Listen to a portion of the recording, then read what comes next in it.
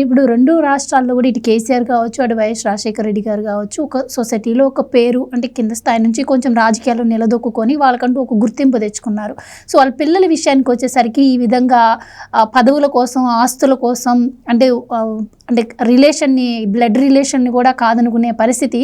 అసలు ఇలాంటి సిచ్యువేషన్స్ గతంలో ఎప్పుడైనా ఉన్నాయా? ఈ విధంగా మరి అంటే ఈ 2 రాష్ట్రాల్లో మీరు గమనించినట్టయితే ఇక్కడ చెల్లెళ్ళు బలైపోయారు అంటారా, లేదు అంటే అన్నలు తీసుకున్న నిర్ణయం కరెక్టే అంటారా? మీ ఉద్దేశం ఏంటి?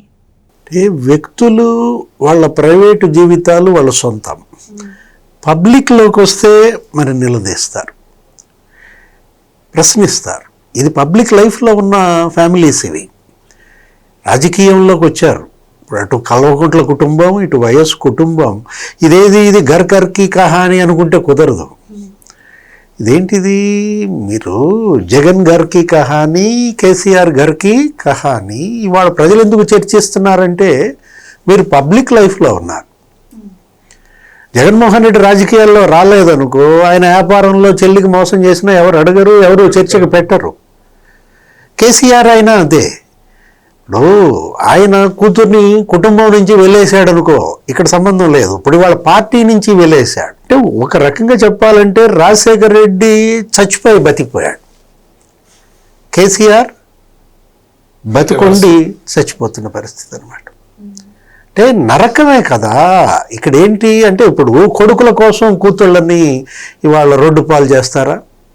ఆ రోజు ధృతరాష్ట్రుడు, దుర్యోధనుడు కోసం మరి నువ్వు కళ్ళు మూసుకుంటే ఇప్పుడు ఇదేంటిది? ఇప్పుడు కవితను వీళ్ళ బహిష్కరిస్తే మీ పార్టీ బతుకుద్దా?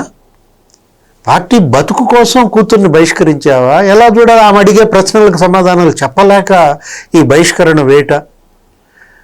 ఆమె ఒకటే క్వశ్చన్ చేసింది, ఏంటి? మా నాన్న దేవుడు అంది. అందుకనా ఈ బహిష్కరణ? దేవుడు చుట్టూ దెయ్యాలు చేరే అంది. ఆ దెయ్యాల పేర్లేదో బయట పెట్టింది వాళ్ళు. హరీష్ రావు ఒక దెయ్యం, సంతోష్ ఒక దెయ్యం అని. అంటే ఇప్పుడు ఈ సస్పెన్షన్, ఈ బహిష్కరణ అనేది కేసీఆర్ ఆయన తీసుకున్న నిర్ణయమా?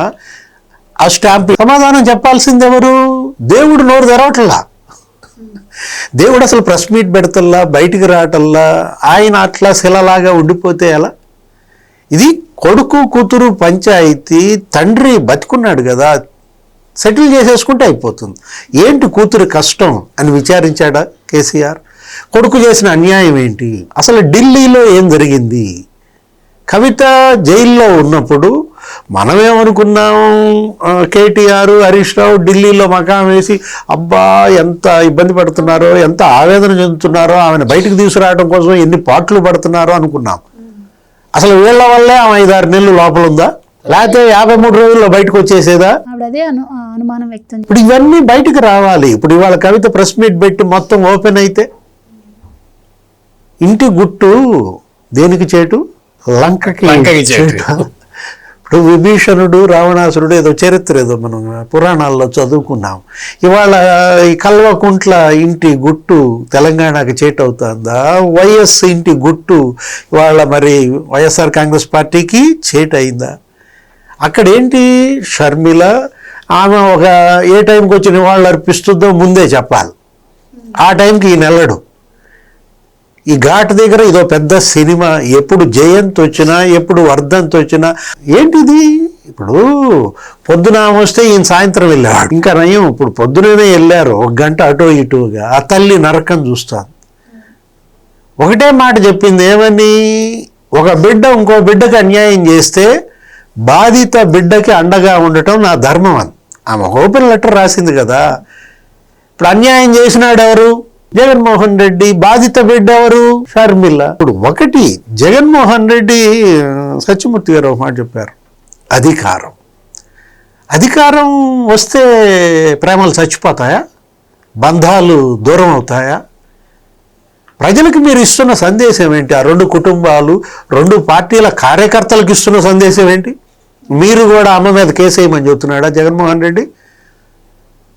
మొత్తం 40% ఓట్లు వేశారన్నాడు. 40% వాళ్ళ అమ్మల మీద కేసులు వేయాలా? చెల్లెళ్ళ ఆస్తులు మింగాలా? ఒక నాయకుడు అనేవాడు ఎలా ఉండాలంటే అతను ఒక మోడల్గా ఉండాలి. ఎందుకంటే ఇప్పుడు జగన్మోహన్ రెడ్డి ఫ్యాన్స్ ఉంటారు కదా, అంటే వాళ్ళు ఎవరైనా కావచ్చు, రౌడీలు కావచ్చు, గుండాలు కావచ్చు, క్రిమినల్స్ కావచ్చు. అతను అడుగుజాడల్లో నేను నడుస్తూ అందరూ అమ్మల మీద కేసులు వేస్తే ఇప్పుడు ఇక్కడ కూడా అదే పంచాయతీ. అవినీతి ధనం ఏ విధంగా కుటుంబంలో కుంపట్లు చిచ్చు పెడుతుందనే దానికి ఉదాహరణ. సత్యమూర్తి గారు ఏం చెప్పారు? అధికారం గనక ఈ రెండు పార్టీలకు రాకుండా ఉంటే కమ్మగా అన్న చెల్లెళ్ళు రాఖీలు కట్టుకుంటూ భగిని భోజనం అంటారు, చక్కగా చెల్లింటికి వెళ్ళో అక్కింటికి వెళ్ళో భోజనం చేసి మంచి బంధం ఉండేది.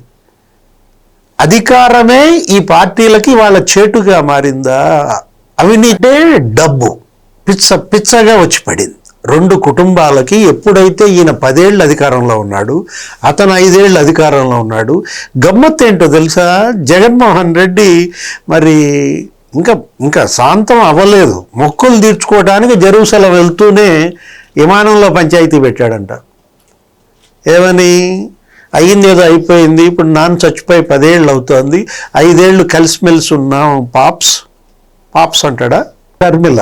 అంటే మనం కలిసి ఉన్నాం, అన్నా చెల్లెళ్ళు మన మధ్య మంచి బంధం ఉంది. రేపొద్దున నా బిడ్డలు నీ బిడ్డలు కలిసి ఉండకపోవచ్చు, నీ కోడలు వచ్చుద్ది, నా కళ్ళుళ్ళు వస్తారు, ఇంకేంటి ఇక పంచాయతీ ఎడగొట్టుకుందామని అన్నాడంటే ఏంటి? డబ్బు పొరలు ఎలా కమ్మాయి.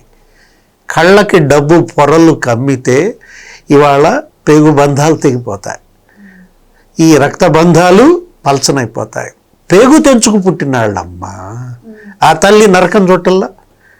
ఇప్పుడు ఏది వాళ్ళ విజయమ్మ కావచ్చు, లేకపోతే అక్కడ ఆమె శోభమ్మ కావచ్చు, ఇక్కడ కేసీఆర్ భార్య. అటు కవితకి చెప్పుకోలేదు, ఇటు కేటీఆర్ని ఒప్పించలేదు. ఎందుకు దేంటి ఏం సాధిస్తారు దీని ద్వారా?